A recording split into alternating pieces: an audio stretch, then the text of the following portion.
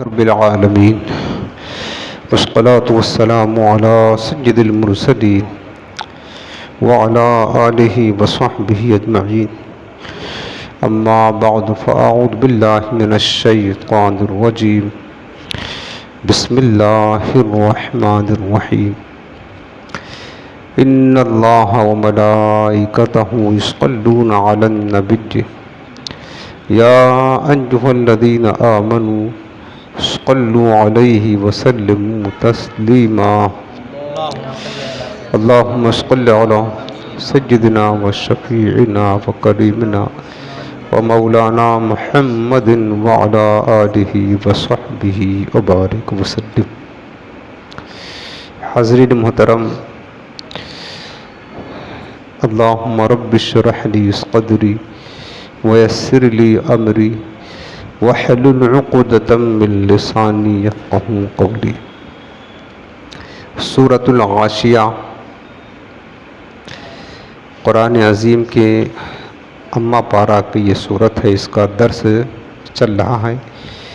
اس سے قبل درس میں آپ نے 16 آیات کی تفسیر کو سماعت کیا تھا. آج ہے آیت نمبر 17 سے لے کر آخر تک. ہم نے پچھلے درس میں یہ بتایا تھا کہ سورۃ الغاشیہ میں اللہ تعالیٰ نے ابتدا ہی سے قیامت کا ذکر فرمایا. الغاشیہ کہتے ہیں چھا جانے والی. قیامت کا ایک نام غاشیہ ہے کیونکہ قیامت کی ہولناکیاں، اس کی وحشتیں تمام لوگوں پر چھا جائے گی. اس مناسبت سے اس کو غاشیہ کہتے ہیں. قیامت کا نام ہے. اس کے بعد اس میں کافروں کا جو انجام ہوگا آخرت میں اس کا تذکرہ کیا ہے، اور کافروں کے لیے جہنم میں جو کھانا پانی ملے گا اور ان کی مصیبتوں کا ذکر کیا. اور پھر اس کے بعد ایمان والوں کے لیے جو اللہ نے طرح طرح سے نعمتیں جنت میں تیار کر رکھی ہیں ان نعمتوں کا ذکر کیا ترتیب وار سے. جیسے کہ میں دو چند آیت پیچھے سے آپ کو عرض کر دیتا ہوں تاکہ سمجھنا آپ کے لیے آسان ہو جائے. فرمایا وجوہ یومئذ ناعمہ. اللہ پاک نے فرمایا کہ کچھ چہرے اس دن چین میں ہوں گے. اہل جنت کے اوصاف بیان کیے جا رہے ہیں. لسعیہا راضیہ، اپنی کوشش پر راضی. فی جنت عالیہ، بلند باغ میں. لا تسمع فیہا لاغیہ، اس میں کوئی بیہودہ بات نہ سنیں گے. فیہا عین جاریہ، اس میں رواں یعنی جاری چشمے ہیں. فیہا سرر مرفوعہ، اس میں یعنی جنت میں بلند تخت ہیں. واکواب موضوعہ، اور چنے ہوئے کوزے اور پیالیاں ہیں. ونمارق مصفوفہ، اور برابر برابر بچھے ہوئے قالینیں ہیں. وزرابی مبثوثہ، اور پھیلی ہوئی چاندنیاں ہیں. یہاں تک تذکرہ تھا جنت کا. اور پھر یہ جنت کی نعمتیں اللہ تعالیٰ اہل جنت کو عطا فرمائے گا. وہ پیچھے سب درس میں آپ نے سن لیا تھا. آج آیت نمبر 17 سے ہے افلا ینظرون الی الابل کیف خلقت. یہاں سے اللہ تعالیٰ نے جو اپنی مخلوقات ہیں، عظیم مخلوقات، پہاڑ ہے، زمین ہے، آسمان ہے، جانور ہیں، ان کا ذکر کر کے اللہ نے ان کے ذریعہ سے اپنی توحید اور اپنی قدرت پر دلیل قائم فرمایا ہے. یہاں سے اللہ تعالیٰ کی قدرت میں جو دلیل ہے اللہ کی قدرت پر، اس کی وحدانیت پر، اس کا تذکرہ فرمایا. چونکہ یہ ہے مکی صورت، اور ہم نے پہلے بتایا تھا کہ مکی صورتوں میں زیادہ تر جو بات ذکر ہوتی ہے وہ ایمان کے حوالے سے، وحدانیت کے حوالے سے، قیامت کے حوالے سے، رسالت کے حوالے سے، یہ 3 چیزوں پر زیادہ زور دیا گیا. اور مدنی صورتوں میں زیادہ تر احکام شرعیت، نماز، روزہ، حلال و حرام وغیرہ یہ بیان کیا گیا ہے.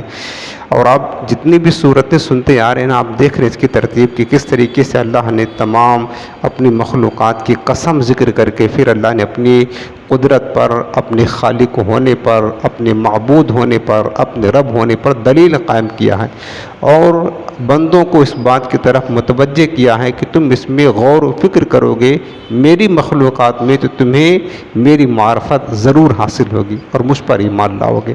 یہاں سے آیت نمبر 17 سے سورۃ الغاشیہ کا اسی کا تذکرہ کیا، فرمایا کہ افلا ینظرون، تو کیا وہ نہیں دیکھتے اہل مکہ کو یا کافروں کو؟ چونکہ سب سے پہلے قرآن مکہ میں نازل ہوتا تو اول مخاطبین اس کو اہل مکہ ہوتے تھے، باقی دنیا بھر کے کافر مراد ہیں ہر ایک۔ فرمایا اللہ پاک نے افلا ینظرون، کیا یہ اہل مکہ کے کفار نہیں دیکھتے الی الابل، اونٹوں کی طرف، ابل کہتے ہیں اونٹ کو، کیف خلقت، اس اونٹ کو کیسے بنایا گیا ہے، اس اونٹ کو اللہ پاک نے فرمایا کہ دیکھتے نہیں ہیں یہ کیسے بنایا، اس کی تخلیق کیسی نرالی ہے۔ اس صورت میں جنت کی نعمتوں کا ذکر سن کر، چونکہ اس سے پہلے جو آپ نے ابھی ترجمہ سنا جنت کی نعمتوں کا ذکر کیا کہ اللہ نے فرمایا جنت میں بلند جو ہے نا باغ ہے اور جنت میں نہریں ہیں اور قالینیں ہیں، یعنی طرح طرح سے نعمتیں ہیں جنت میں، تو جنت کی نعمتوں کا ذکر سن کر کفار نے تعجب کیا اور انہیں جھٹلایا، کہا ایسا نہیں ہو سکتا ہے، چونکہ یہ قرآن نازل ہوتا ہے تو قرآن عربی میں ہے، اہل عرب کی زبان پر نازل ہوا ہے، تو قرآن یوں پڑھتے تو وہ سب سمجھ جاتے تھے کہ کیا مطلب ہے، کیا مقصود ہے اس کا۔ تو جب جنت کی نعمتوں کا ذکر کیا گیا اس صورت میں تو کافروں نے جھٹلا دیا، کہا تعجب کیا پہلے بات، تو ایسی عظیم عظیم نعمتیں اللہ نے تیار کر رکھا ہے، تو کہا ایسا نہیں ہو سکتا ہے۔ تو اللہ تعالیٰ نے انہیں اپنے کارخانے قدرت اور عجائبات عالم میں نظر کرنے کی ہدایت فرمائی، کہا تم اس پر تعجب کرتے ہو اور انکار کرتے ہو کہ جنت میں یہ نعمتیں ہم نے نہیں بنائی ہیں، اب تم دیکھو اور غور کرو اور سمجھو کہ جس قادر حکیم نے دنیا میں ایسی عجیب و غریب چیزیں پیدا کر دی ہیں، اس کی قدرت سے جنتی نعمتوں کا پیدا فرمانا کس طرح قابل تعجب اور لائق انکار ہو سکتا ہے۔ فرمایا کیا یہ اونٹ کو نہیں دیکھتے کہ یہ اونٹ کیسے بنایا گیا ہے، یعنی جنت کی نعمتوں کا ذکر سن کر کافروں نے انکار کیا کہ ایسا نہیں ہو سکتا ہے۔ تو اللہ نے فرمایا کہ تم جنت کو تو تم نے دیکھا نہیں ہے، لیکن جو تم دیکھ رہے ہو، اونٹ ہے، زمین ہے، آسمان ہے، پہاڑ ہے، ان کو دیکھو کہ یہ اللہ تعالیٰ کے کارخانے قدرت کی کیسے عجیب نعمتیں ہیں، عجائبات میں سے ان کو دیکھ کر کے غور کرو کہ جو قادر رب یہ عظیم عظیم نشانیاں یہ مخلوقات پیدا کر سکتا ہے، وہ اس بات پر ضرور قادر ہے کہ وہ جنت کی نعمتیں بھی پیدا کر سکتا ہے۔ اللہ نے دعوت دی کہ تم دیکھو، زمین کو دیکھو کیسے بچھائی ہے، جو اونٹ پر تم سواری کرتے ہو اس اونٹ کو دیکھو کہ وہ کیسے پیدا کیا گیا ہے۔ اب دیکھیں کہ اللہ پاک نے فرمایا کہ وَالْأَنْعَامَ خَلَقَهَا لَكُمْ، اور اللہ نے جانوروں کو تمہارے نفع کے لیے پیدا کیا ہے۔ یہ جانور پیدا اللہ نے کیا، مخلوق اللہ کی ہے، لیکن اللہ تعالیٰ کو اس سے فائدہ نہیں ہے، یہ فائدہ ہم کو ملتا ہے، ہم اس کا گوشت کھاتے ہیں، اس پر سواری کرتے ہیں، اس کا دودھ پیتے ہیں، طرح طرح سے نفع ہے۔ تو اللہ نے نفع جانوروں کو اللہ نے فرمایا کہ تمہارے نفع کے لیے پیدا فرمایا کہ تم ان پر سواری کرتے ہو، ان کا گوشت کھاتے ہو، ان کے اون اور بالوں سے لباس اور ٹوپیاں بناتے ہو، ان کا حسن و جمال دیکھ کر تمہیں خوشی ہوتی ہے، وہ تمہارے بوجھ اٹھانے کے کام دیتے ہیں اور ان میں بعض کا دودھ تم پیتے ہو۔ یہ تمام فوائد اونٹ کے اندر باقی تمام جانوروں سے بہت زیادہ ہیں۔ یہ تو اللہ نے سارے جانور پیدا کیے، لیکن اللہ نے اہل مکہ کو جو دعوت دی نے کہا افلا ینظرون الی الابل، اے اہل مکہ تم اونٹوں کو دیکھو، کیونکہ اونٹ جو ہے نا اہل مکہ اور خاص کر عرب میں بہت بڑا سرمایہ تھا، اور اہل عرب اونٹوں سے بے پناہ محبت کرتے تھے۔ آج کے دور میں جس کے پاس کرنسی ہے، سونا چاندی ہے، اس کو مالدار سمجھا جاتا ہے، اس دور میں جس کے پاس جتنا زیادہ اونٹ ہوتا تھا وہ سمجھا جاتا تھا کہ بڑا امیر و کبیر آدمی ہے، بڑا رئیس ہے، اونٹوں پر لوگ فخر کیا کرتے تھے۔ تو اس دور کی جو سب سے بڑی دولت تھی نا وہ اونٹ، تو اللہ پاک نے دعوت دیا انہیں غور و فکر کرنے کی کہ جس اونٹ پر تم سواری کرتے ہو تم اس کو دیکھ لو۔ یوں تو جانور بہت ہیں لیکن جو دعوت دی ہے انہیں غور و فکر کرنے کی وہ اونٹوں کی، افلا ينظرون الى الابل، کیا تم اونٹوں کو نہیں دیکھتے ہو اونٹ کیسے پیدا کیا گیا؟ تو بتائیں کہ اور دیگر جانوروں میں بھی فوائد ہیں، منافع ہیں، فائدے سب کچھ ہیں، لیکن اونٹوں میں تمام جانوروں سے زیادہ فوائد ہیں انسانوں کے لیے، کیونکہ اگر حلال جانوروں کے گوشت کھانے کا فائدہ دیکھا جائے تو اونٹ کا گوشت سب سے زیادہ ہوتا ہے جو حلال جانور ہے۔ دودھ پینے کا فائدہ دیکھا جائے تو اونٹنی کا دودھ سب سے زیادہ ہے، اور اگر سفر جانوروں سے کرنے کا دیکھا جائے تو ریگستانی علاقوں میں یعنی جنگل و بیابان میں اونٹ سب سے زیادہ سفر کرتا ہے، بلکہ ان علاقوں میں صرف اونٹ ہی کے ذریعہ سفر کیا جاتا ہے جو ریگستانی ریتیلے علاقے ہوتے ہیں جنگل و بیابان کے، اور بار برداری یعنی بوجھ اٹھانے کے لحاظ سے اونٹ تمام جانوروں سے زیادہ بوجھ اٹھاتا ہے، اور عربوں کے دلوں میں تمام جانوروں سے زیادہ اونٹ کی وقعت اور اہمیت تھی، تمام جانوروں سے زیادہ، اسی وجہ سے قتل کی دیت جو ہے نا 100 اونٹ مقرر کی تھی۔ اسی طرح اونٹ دوسرے جانوروں کی بنسبت کئی دن کی خوراک اپنے اندر ذخیرہ کر لیتا ہے، یہ اور دیگر جانور میں خوبی نہیں ہے، یعنی اونٹ یوں سمجھ لیں کہ خود تو وقتی طور پر اپنا پیٹ بھی بھرتا ہے، ساتھ ساتھ آگے 10-15 دن کے لیے اپنا کھانا پانی زیادہ راہ خود اپنے اندر ایک تھیلی اللہ نے قدرتی طور پر بنائی ہے اس میں جمع کر لیتا ہے، اس کے بعد جب کھانا پانی نہیں ملے اسی میں سے نکال کر اپنا کام چلاتا رہتا ہے۔ یہ اللہ تعالیٰ کی قدرت کا شاہکار ہے، اور بغیر کھائے پیے بہت لمبے عرصے تک سفر کرتا رہتا ہے، اسی لیے اس کو صحرائی جہاز کہا جاتا ہے، یعنی جنگلوں کا جہاز وہ اونٹ ہے، جہاں گھوڑا بھی نہیں دوڑ سکتا ہے، دیگر جانور بھی سفر نہیں کر سکتے، لیکن اونٹ وہاں تیزی کے ساتھ بھاگتے ہیں۔ تو اونٹوں میں یہ خوبی ہے، اور نیز یہ بات بھی ہے کہ بہت آسانی سے سدھایا جاتا ہے اور بہت اطاعت گزار فرما بردار جانور ہوتا ہے اونٹ، حتیٰ کہ اس کی نکیل کی رسی کو ایک بچہ بھی پکڑ لے کر جہاں لے جانا چاہے لے جا سکتا ہے، اتنا سیدھا جانور ہوتا ہے۔ اونٹ میں اس قدر حیران کن صفات ہیں جو عقل والے کو اس بات پر مجبور کرتی ہے کہ وہ اس کی تخلیق پر غور کرے اور اس کی حکمتوں سے یہ قیاس کرے کہ اس کا خالق کس قدر زبردست قدرت اور حکمت والا ہے جس نے پیدا کیا۔ جب اونٹ میں اتنی خوبیاں موجود ہیں تو جو اس کا پیدا کرنے والا ہے اس کی شان کتنی نرالی ہوگی، کتنی بلند ہوگی۔ ان ایک جانور میں کتنی خوبیاں ہیں اللہ نے رکھ دیا ہے۔ تو فرمایا کہ افلا ينظرون الى الابل کیف خلقت، کیا یہ اونٹ کو نہیں دیکھتے ہیں اونٹ کیسے پیدا کیا گیا ہے؟ اگر صرف اپنے اونٹ پر ہی غور کر لے تو پھر اللہ تعالیٰ کی وحدانیت کو یہ پہچان جائیں گے۔ اگلی آیت فرمایا نمبر 18 وَإِلَى السَّمَاءِ كَيْفَ رُفِعَتْ، سما کہتے آسمان کو، فرمایا وَإِلَى السَّمَاءِ، اور آسمان کی طرف نہیں دیکھتے، کیف رفعت، کیسے بلند کیا گیا ہے۔ کہ اللہ تعالیٰ کی قدرت کا کتنا عظیم شاہکار ہے، ذرا دیکھیں کارخانے قدرت کا کتنا عظیم شاہکار ہے۔ آسمان کی بلندی کا حال دیکھیں کہ اللہ تعالیٰ نے بغیر کسی ستون کے اتنی بڑی چھت بنا دی ہے جو پورے روئے زمین کا احاطہ کیے ہوئے ہے، بغیر کوئی ستون، کوئی دیوار، کوئی پلر، کچھ نہیں ہے۔ 4 انچی 2 انچی اگر چھت آپ بنانا چاہو تو ٹیکا ضرور چاہیے آپ کو، اس کے بغیر یا تو دیوار کا یا تو پلر کا ٹیکا کے بغیر آپ ہوا میں معمولی سی چھت نہیں کھڑی کر سکتے، ایک کاغذ نہیں کھڑی کر سکتے ہوا کے اندر۔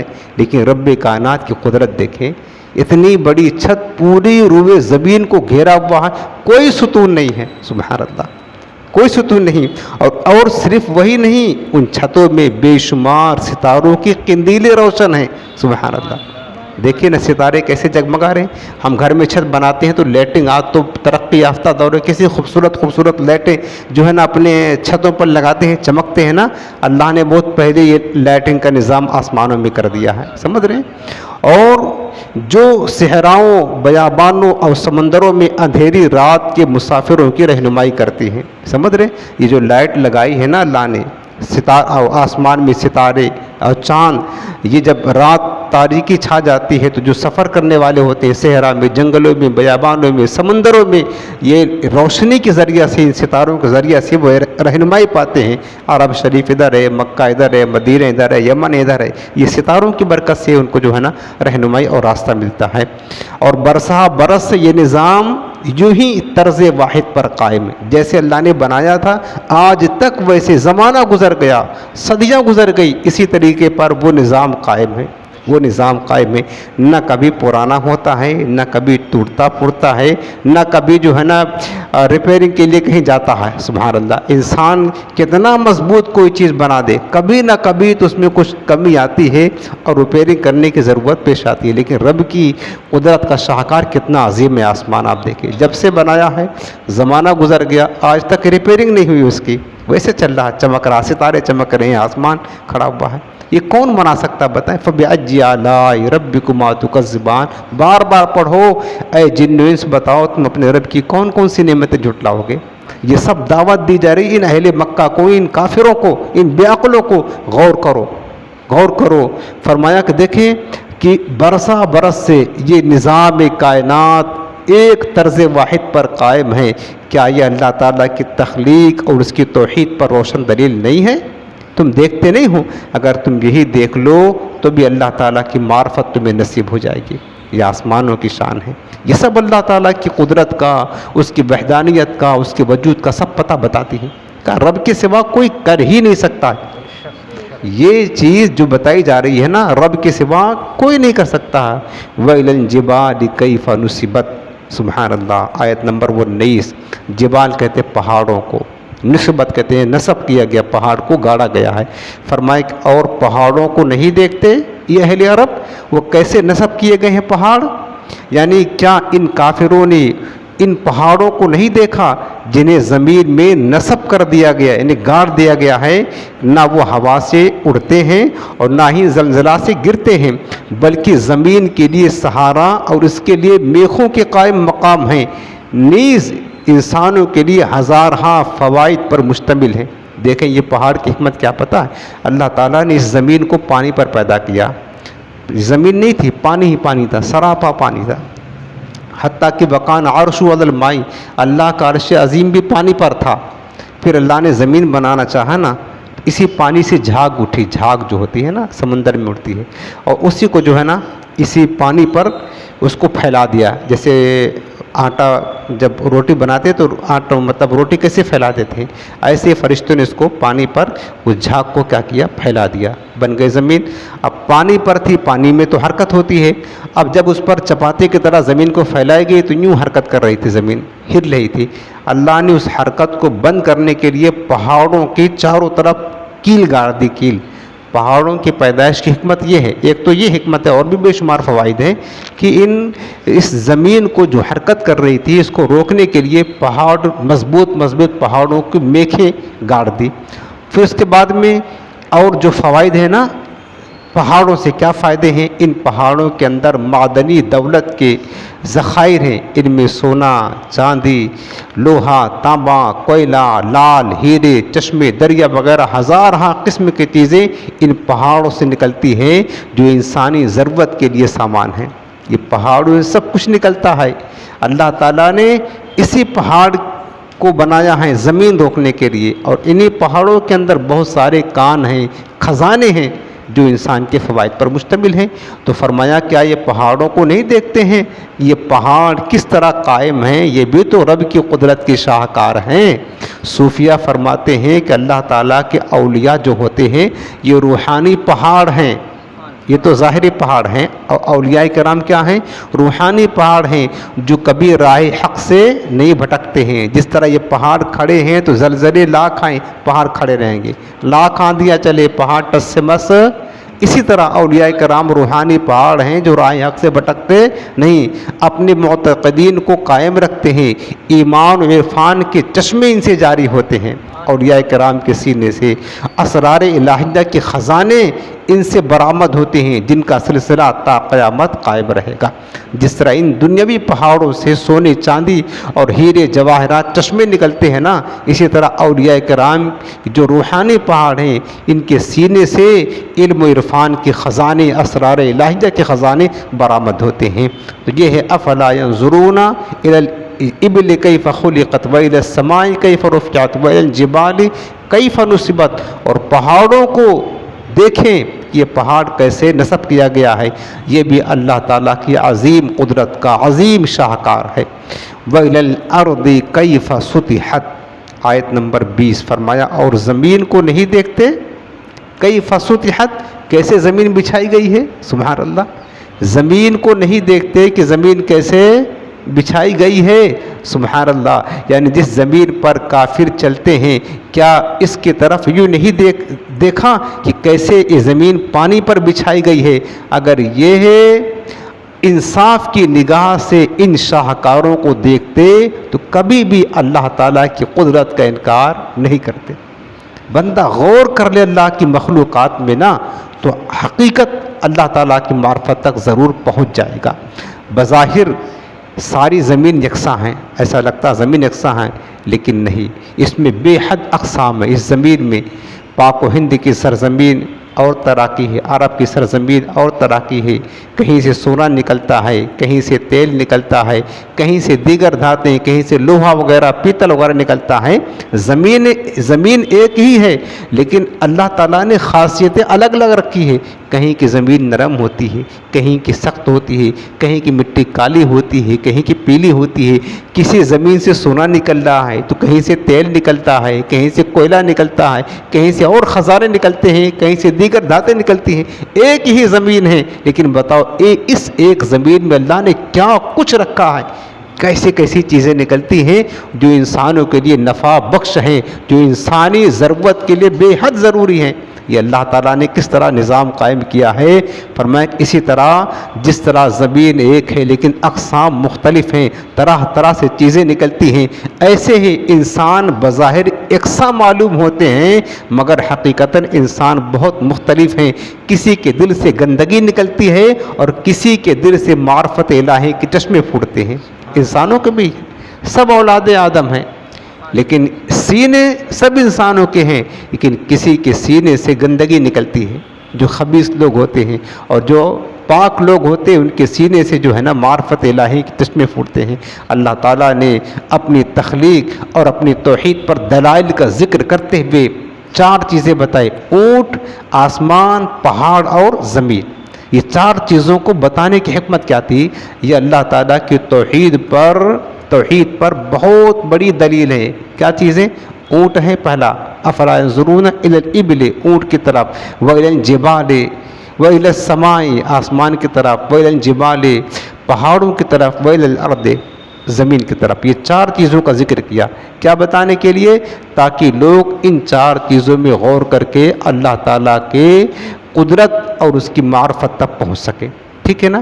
اب ان 4 چیزوں کے ذکر کرنے کی وجہ کیا تھی؟ اور بھی تو اللہ تعالیٰ کی مخلوقات ہیں نا، آسمان ہے تو ذکر کیا، سورج بھی ہے، اور یہ نباتات بھی ہیں، جمادات بھی ہیں، حیوان بھی ہیں، انسان بھی ہیں، شجر حجر ساری چیزیں ہیں، لیکن ان 4 چیزوں کے بتانے کی وجہ کیا تھی؟ دلائل جو قائم کیا، فرمایا کہ اس کی وجہ یہ ہے کہ قرآن مجید لغت عرب پر نازل ہوا ہے، یعنی عرب کے والوں کی زبان پر، عربی میں ہے، اور عرب عموماً صحراؤں میں، صحرا کہتے جنگل کو، صحراؤں میں سفر کیا کرتے تھے، چونکہ وہ عرب کی زیادہ تر آبادی جنگلوں پر مشتمل ہے، اور صحرا میں بالکل تنہا ہوتے تھے، اور جب انسان تنہا ہوتا ہے نا تو اپنے ارد گرد کی چیزوں پر غور و فکر کرتا ہے، یہ کیا ہے، یہ کیا ہے، یہ کیا ہے۔ دوستوں کے ساتھ ہوتا ہے تو پھر دوسری طرف ذہن متوجہ ہوتا ہے، لیکن تنہا ہوتا ہے تو تنہائی میں انسان کو غور و فکر کرنے کا مادہ اور صلاحیت زیادہ پیدا ہوتی ہے۔ تو بتایا کہ جب انسان تنہا ہوتا ہے تو ارد گرد کی چیزوں پر غور و فکر کرتا ہے، سب سے پہلے وہ اپنی سواری اونٹ کی طرف دیکھتے تو ان کو اس میں اللہ تعالیٰ کی قدرت کے عجائبات اور اسرار دکھائی دیتے۔ اہل عرب کو بتایا نا کہ تم جس اونٹ پر سواری کرتے ہو جو روزانہ تمہیں کام آتا، اگر تم نگاہ عبرت سے اور نگاہ حقیقت سے اس کو دیکھتے اپنی سواری کو نا، تو اس سواری میں ہی اللہ تعالیٰ کے عظیم عظیم عجائبات اور اسرار دکھائی دیتے تمہیں، اور وہ اس سے حاصل ہونے والے فوائد پر غور و فکر کرتے، اور جب تبھی انہیں اللہ تعالیٰ کی قدرت کا شاہکار نظر آتا۔ اس کے بعد پھر دوسری چیز بتایا کہ جب اوپر نگاہ اٹھاتے تو انہیں آسمان کے سوا کچھ نظر نہ آتا کہ اوپر آسمان ہے، اور وہ اس بے ستون وسیع و عریض بلند نیلی چھت کو دیکھ کر حیران ہوتے، یار یہ کیسی عظیم اللہ تعالیٰ کی تخلیق ہے کہ اتنی بڑی چھت بغیر ستون کے قائم ہے، اور ان چھتوں کے اندر قندیلیں دیکھیں، لائٹنگ کا عالم دیکھیں، پوری دنیا پر احاطہ کی ہوئی ہے۔ تو پھر انہیں بھی اللہ تعالیٰ کی قدرت کا پتہ چلتا، اور پھر جب وہ اپنے دائیں بائیں دیکھتے تو ان کو پہاڑ نظر آتے، دائیں بائیں کیا تھے عرب میں؟ پہاڑ نظر آتی، اور جب وہ اپنے نیچے دیکھتے تو ان کو پھیلی ہوئی زمین نظر آتی، اور یہی وہ موقع تھا جب وہ ان چیزوں کے اسرار اور منافع پر غور و فکر کرتے، تو ان پر لازم تھا اس غور و فکر کے بعد اللہ تعالیٰ کی تخلیق، اس کی توحید پر ایمان لاتے۔ اللہ تعالیٰ نے انسان کی غور و فکر کرنے کے لیے ان چار چیزوں کا ایک ساتھ اسی لیے ذکر فرمایا، ہر طرح سے اللہ نے انتظام فرما دیا کہ انسان بس غور و فکر کرے، اور غور و فکر کر کے ہماری مخلوقات میں غور کر کے ہماری تک رسائی حاصل کرے۔ کہاں جائے گا؟ سواری کو دیکھے گا، زمین کو دیکھے گا، نیچے دیکھے گا، اوپر دیکھے گا، آسمان کو دیکھے گا، ارد گرد دیکھے گا، تو ہر طرف پہاڑ ہیں۔ تو یعنی آپ یوں سمجھ لیں کہ آپ اوپر دیکھیں، نیچے دیکھیں، آپ جو ہے نا اپنے چار دائیں بائیں دیکھیں، ہر طرف تو اللہ تعالیٰ کی قدرت کے نظارے ہیں، ہر طرف اللہ نے اپنی قدرت کے عجائبات کو رکھا ہے۔ تو یہ چیزیں اگر غور کرتے نا تو پھر انہیں اللہ تعالیٰ کی تخلیق کا پتہ چلتا، اور اللہ تعالیٰ کے وحدانیت کو وہ ضرور سمجھ جاتے۔ یہ اللہ تعالیٰ کی عظیم شان نشانیاں دیکھیں۔ فَبِأَيِّ آلَاءِ رَبِّكُمَا تُكَذِّبَانِ، بتاؤ تم اپنے رب کی کون کون سی نعمتیں جھٹلاؤ گے؟ اچھا یہ ساری چیزیں بنائی اللہ نے ہیں، لیکن اللہ تعالیٰ کچھ فائدہ ہے ان چیزوں سے؟ نہیں، سب اللہ کی مخلوقات ہے، لیکن اللہ نے ہمارے نفع کے لیے بنائی ہیں، اصل انسانوں کے فائدے کے لیے اللہ نے بنائی ہیں، اور انسانوں کے سوا جو دوسرے لوگ فائدہ اٹھاتے ہیں، دوسری مخلوقات، وہ انسانوں کے تابع ہو کر کے، تو اللہ تعالیٰ نے ہمارے لیے اتنا نظام قائم کر دیا، اتنا بہترین نظام، تو ہمیں بھی تو چاہیے نا اپنے رب کی بارگاہ میں کچھ سجدہ ریزیاں پیش کرے، بندگی کا حق ادا کرے، اور اللہ کی بارگاہ میں عبادت ضرور کیا کرے۔ اگلی آیت ہے آیت نمبر 21، فذکر انما انت مذکر، فذکر مانتا پس تم اے میرے حبیب نصیحت کرو، ذکر مانے نصیحت کرو، انما انت مذکر، آپ ہی نصیحت کرنے والے ہیں، حقیقی جو مذکر ہیں نصیحت کرنے والے وہی تو ہے نا، سرکار اصل داعی ہیں، داعی کبیر ہیں، یعنی دعوت دینے والے، نصیحت کرنے والے، اور اس کے بعد جتنے بھی صحابہ، تابعین، اولیاء، علماء سب حضور کی دعوت کا فیض حاصل کر رہے ہیں، حضور علیہ السلام کی نصیحت کی برکتوں سے سب کو نصیحت مل رہی ہے، اور سرکار ہی کے جو ہے نا نقش قدم پر چلتے ہوئے سرکار نے نصیحت فرمائی تو لوگ نصیحت کرتے ہیں۔ تو اللہ تعالیٰ کی قدرت کے عجائبات بیان کرنے کے بعد فرمایا گیا کہ اللہ تعالیٰ کی نعمتوں اور اس کی قدرت کے دلائل بیان فرما کر لوگوں کو سمجھاؤ اور نصیحت کرو۔ اس آیت میں اولین خطاب تو حضور اقدس صلی اللہ علیہ وسلم سے ہے، لیکن آپ کے وسیلے سے سب مسلمانوں سے خطاب ہے، جو سمجھانے کی صلاحیت رکھتا ہوں وہ دوسروں کو سمجھائے، آپ ہی نصیحت کر لے، کیونکہ آپ کے بعد اب کوئی نبی مبعوث نہیں کیا جائے گا، نبوت حضور علیہ السلام پر ختم ہو گئی۔ یعنی آپ یوں سمجھ لیں کہ سب سے پہلے خطاب تو میرے آقا علیہ السلام کو اللہ تعالیٰ نے دیا کہ میرے حبیب آپ سمجھائیں، اس کے بعد حضور کے وسیلے سے جو لوگ نصیحت کرنے کے اہل ہیں، جن کے اندر طاقت صلاحیت ہے، ان پر بھی لازم ہے کہ وہ بھی جو ہے نا لوگوں کو نصیحت کرتے رہیں، دعوت دیتے رہیں۔ یہ ذمہ داری صرف عالم کی نہیں، صرف ولی کی نہیں، یہ ذمہ داری ہر ایک مسلمان کی ہے۔ وہ اپنی وسعت، طاقت اور صلاحیت کے مطابق دوسروں کو دعوت دین دیتا رہے اور دوسروں کو نصیحت کرتا رہے جتنا اس کے پاس وسعت ہے، اور یہ اللہ تعالیٰ کا حکم ہے۔ لست علیہم بمسیطر، آیت نمبر 22، فرمایا اے میرے حبیب آپ ان پر جبر کرنے والے نہیں ہیں، یعنی آپ کا کام نصیحت کرنا ہے۔ جبر کرنا یعنی کسی کو زبردستی مسلمان کرنا، کلمہ پڑھانا، یہ اسلام کی شان نہیں۔ فرمایا کہ لست علیہم بمسیطر، اے میرے حبیب آپ صرف نصیحت کرنے والے ہیں، کسی کو جبراً یعنی زبردستی مسلمان کرنا یہ آپ کی شان نہیں ہے، اور نہ اللہ نے آپ کو اس لیے بھیجا ہے۔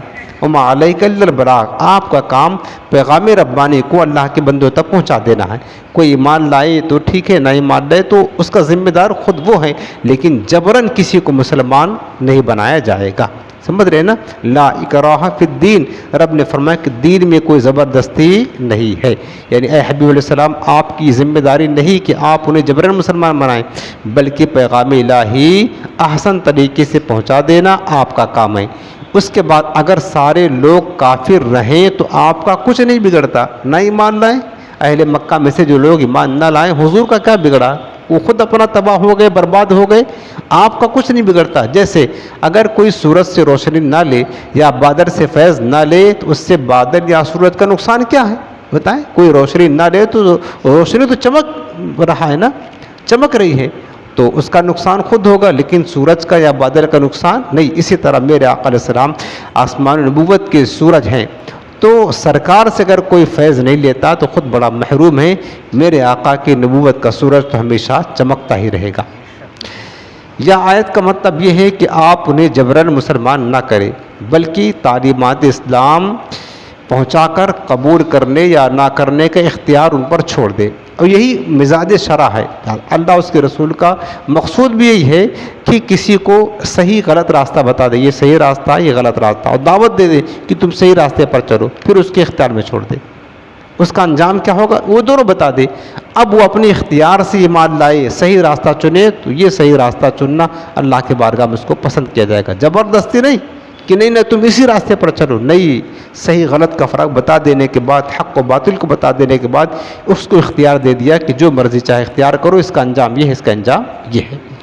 نبی کریم بلکہ اللہ تعالیٰ نے فرمایا کہ افانت تکرہ الناس حتی یکونوا مؤمنین، اے میرے حبیب کیا ایسا ہو سکتا ہے کہ آپ لوگوں کو مجبور کریں گے یہاں تک کوئی ایمان لائے؟ یعنی لوگوں کو ایمان لانے پر مجبور کر سکتے ہیں؟ ایسا نہیں ہو سکتا ہے۔ یہاں تک کہ نبی کریم صلی اللہ علیہ وسلم یہ چاہتے تھے، حضور کی خواہش کیا تھی دلی کہ تمام مشرکین جو ہیں یہ مومن اور موحد بن جائیں، اور آپ کی انتھک تبلیغ کرنے کے باوجود ان کے ایمان نہ لانے سے میرے آقا بہت غمگین ہوتے تھے۔ اتنی محنت حضور کرتے تھے تبلیغ دین کے لیے، کافروں کے طعنے کھائیں، پتھر کھائیں، گالیاں کھائیں، سب کچھ کھائیں، اور پھر بھی وہ بدبخت ایمان نہ لاتے تو میرے آقا غمزدہ ہوتے۔ تو اللہ تعالیٰ نے آپ کی تسلی کے لیے یہ آیت نازل فرمائی، فرمایا کہ وَلَوْ شَاءَ رَبُّكَ لَآمَنَ مَنْ فِي الْأَرْضِ كُلُّهُمْ جَمِيعًا، اے میرے حبیب اگر تمہارا رب چاہتا تو روئے زمین کے تمام لوگ ایک ساتھ ہی ایمان لاتے، لیکن اللہ تعالیٰ نے ایسا نہیں چاہا۔ وہ تو رب کی اختیار میں ہے نا، چاہے تو سبھی مان لائے، لیکن اللہ نے نہیں چاہا، کیونکہ سب کو جبراً مسلمان بنا دینا اس کی حکمت اور مصلحت کے خلاف ہے۔ اللہ نہیں چاہتا ہے کوئی زبردستی ایمان لائے مجھ پر، نہیں، کیونکہ اللہ تعالیٰ نے انسان کو حق اور باطل میں تمیز کرنے کے لیے عقل دی ہے، کیا صحیح کیا غلط ہے فیصلہ کر لو، اور اس کو اختیار عطا فرمایا ہے۔ رب چاہتا ہے کہ انسان اپنی عقل سے کھوٹے کھرے کو پرکھ کر کے اپنے اختیار سے اللہ تعالیٰ کو الوہیت اور اس کی تخلیق، اس کی توحید اور قدرت پر ایمان لائے۔ رب کی منشا یہ ہے، رب نے عقل دے دیا، صحیح غلط کی تمیز کرنے کا اختیار دے دیا، راستہ بتا دیا پیغمبروں نے، اب رب چاہتا ہے کہ تم کون سا راستہ چنتے ہو، اپنے اختیار سے تم ایمان لے آؤ، تو اللہ کی بارگاہ میں یہ ایمان قبول ہوتا ہے۔ زبردستی کسی کو مسلمان بنا دینا اللہ تعالیٰ ہرگز اس بات کو پسند نہیں فرماتا ہے۔ اس کے بعد اگلی آیت کریمہ ہے الا من تولی وکفر، فرمایا کہ اور ہاں جو منہ پھیرے اور کفر کرے، فَيُعَذِّبُهُ اللَّهُ الْعَذَابَ الْأَكْبَرَ، تو اللہ تعالیٰ اس کو بڑا عذاب دے گا۔ فرمایا کہ جو دعوت دین کو ٹھکرا دے، اس کو سے منہ پھیر لے، قبول نہ کرے، تو اللہ تعالیٰ اس کو بڑا عذاب دے گا۔ پھر آپ کی پرزور تبلیغ کے باوجود بھی یہ لوگ ایمان نہ لائیں گے تو آپ سے ان کے ایمان لانے کا سوال نہیں کیا جائے گا، لیکن جو ان میں پشت پھیر کر کے بھاگ جائے گا اور ایمان نہ لائے گا تو اللہ تعالیٰ اس کو بہت بڑا عذاب دے گا، اور بڑا عذاب وہ دوزخ کا عذاب ہے۔ اس سے کم درجے کا جو عذاب ہے وہ دنیا کا عذاب ہے، جیسے جنگ میں شکست کھانا، سمندری طوفان اور دریاؤں میں سیلاب کا آنا، زلزلے، قحط، موذی بیماری مبتلا ہونا، یہ سب دنیا کے چھوٹے چھوٹے عذاب ہیں۔ اور بڑا عذاب کیا ہے؟ جہنم کا عذاب ہے۔ اور اللہ نے فرمایا کہ کافروں کے لیے جہنم کا عذاب یہ سب سے بڑا عذاب ہے۔ یاد رہے کہ کفار کے لیے بہت سے عذاب ہیں، نزاع کے وقت عذاب، قبر میں، حشر میں، جہنم میں، سب جگہ عذاب ملے گا کافروں کا۔ ان میں سب سے بڑا عذاب جہنم کا عذاب ہے، کیونکہ دوزخ کا عذاب دائمی ہے، یعنی ہمیشہ رہنے والا، کبھی ختم نہیں کیا جائے گا۔ تو اللہ نے فرمایا کہ جو میرے حبیب کی نصیحت سے ایمان لانے سے منہ پھیرے گا فَيُعَذِّبُهُ اللَّهُ الْعَذَابَ الْأَكْبَرَ، اللہ تعالیٰ اسے بہت بڑا عذاب عطا فرمائے گا۔ اللہم انی اعوذ بک من عذاب النار، اے اللہ ہم تجھ سے عذاب نار سے تیری پناہ مانگتے ہیں۔ ان الینا ایابہم، آیت نمبر 25 اور 26، ثم ان علینا حسابہم، اللہ پاک نے فرمایا کہ پھر ہماری ہی طرف ان کو لوٹ کر کے آنا ہے۔ کہاں جائیں گے؟ یہ کفار و مشرکین جو آج بھاگے بھاگے پھر رہے ہیں، ایمان نہیں لاتے، بتائیں کہاں جائیں گے؟ اللہ پاک فرماتا ثم الینا، پھر ہماری طرف، ایابہم، وہ پھر کر کے آئیں گے، لوٹ کر کے آئیں گے، بالآخر جانا تو ہے نا۔ وہ ہمارے علماء نے فرمایا کہ اللہ کے بندے، یا ایھا الانسان ما غرک بربک الکریم، اے بھولے بسرے انسان، کس چیز نے تجھے کریم رب سے دھوکے میں ڈال دیا، غفلت میں ڈال دیا؟ تو آج کیوں نہیں آتا اللہ کی بارگاہ میں؟ ایک دن آئے گا، منہ چھپا کر آئے گا نا، کفن میں منہ ڈھکا ہوگا تو آئے گا، آنا تو ہے، لہذا جو منہ چھپا کر آئے گا اس سے پہلے منہ کھول کر اپنے کی بارگاہ میں آ جا اور اللہ تعالیٰ سے معافی مانگ لے، صلح کر لے۔ اللہ تعالیٰ دعوت دیتا ہے، لیکن بندے آنے کے لیے تیار نہیں ہیں، خوشی خوشی آنے کے لیے تیار نہیں، مجبوراً جب باندھ دیا جائے گا، ہاتھ پیر باندھ دیا جائے گا، کپڑے میں جکڑ دیا جائے گا اور چارپائی پر لٹا کر کے لا کر کے اللہ کے حضور کھڑا لٹا دیا جائے گا، پھر تو آنا ہے۔ اب پھر آ کر کے کیا ہوگا؟ پھر تو کچھ ہو نہیں سکتا ہے، پھر جو اللہ چاہے گا اس کا عذاب وہی ملے گا۔ فرمایا کہ ان الینا ایابہم، بے شک ہماری طرف ہی ان کا لوٹ کر آنا ہے، ثم ان علینا حسابہم، پھر ہم پر ہماری ذمہ داری ہے کہ ہم اس کا حساب لیں، یعنی ہم پر ان کا حساب لینا ہے۔ ان آیات میں نبی کریم صلی اللہ علیہ وسلم کو تسلی دی گئی کہ ہر چند کفار مکہ آپ کی تکذیب کرتے ہیں، آپ کی رسالت کا انکار کرتے ہیں، آپ کو اذیت دیتے ہیں، لیکن میرے حبیب بالآخر یہ ہماری ہی طرف لوٹ کر آئیں گے، پھر ہم ان کا حساب لیں گے اور ان کو سزا دیں گے۔ کہاں جائیں گے؟ کفار کو عذاب دینا اللہ تعالیٰ کی حکمت کا تقاضا ہے کہ اللہ تعالیٰ انبیاء کرام کی عزت کو ظاہر فرمائے گا قیامت کے دن، تاکہ مشرکین دیکھ لے کہ جن کے پیغام کو ہم نے مسترد کر دیا تھا اور جن کی تکذیب کی تھی اور جن کا مذاق اڑایا تھا اور جن کو حقیر جانا تھا، آج قیامت کے دن محشر کے میدان میں رب کے حضور ان کا مقام کتنا بلند ہے۔ اللہ تعالیٰ اپنے نبیوں کی عزت ان کافروں کو دکھانا چاہتا ہے، اور کفار آج کس ذلت اور عذاب میں گرفتار ہیں یہ اللہ تعالیٰ دکھانا چاہتا ہے۔ فقط اتنا سبب ہے انعقاد بزم محشر کا کہ ان کی شان محبوبی دکھائی جانے والی ہے۔ اللہ ہمارے حال زار پر رحم فرمائے اور اللہ تعالی ہمیں قرآن عظیم کے نور سے روشن اور منور فرمائے، آمین بجاہ النبی الکریم۔